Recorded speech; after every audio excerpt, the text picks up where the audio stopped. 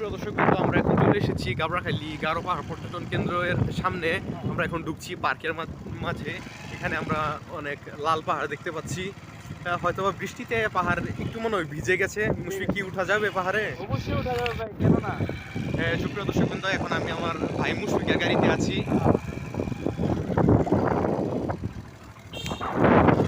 আফসাররা কই পিছে পড়ে গেছে।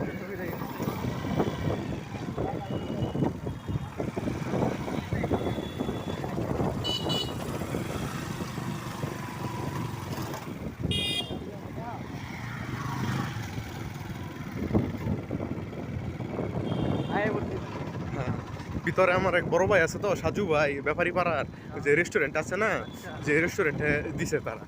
সমস্যা নেই, তার গেহারা কইতাছি, তার লগে দেওয়া করতেছি গেহারা। সুপ্রিয় দর্শক কিন্তু আমরা এখন চলে এসেছি গাবড়াখালী গারো পাহাড় পর্যটন কেন্দ্রতে।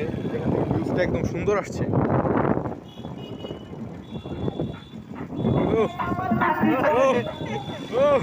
সেই ডিজে ডিজে ডিজে জগৎরাজ।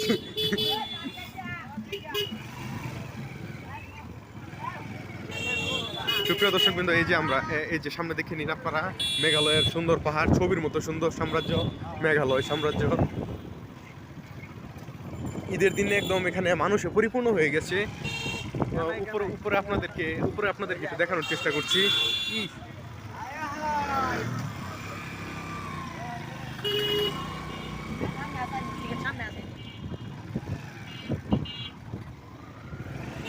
সুপ্রিয় দর্শক বিন্দু, এখান থেকে মেঘালয় গিয়ার কমায় চালা। এখান থেকে মেঘালয়ের ভিউটা একদম দারুণ লাগছে। সুপ্রিয় দর্শক বিন্দু, আমরা এখানে দেখতে পাচ্ছি একদম মানুষে কানায় কানায় হয়ে গেছে। এমনিতে ভিতরে যদি মানুষ ঢুকে তাহলে কি টিকিট লাগে ভাই? আর ওই যে গাড়ি ঢুকলে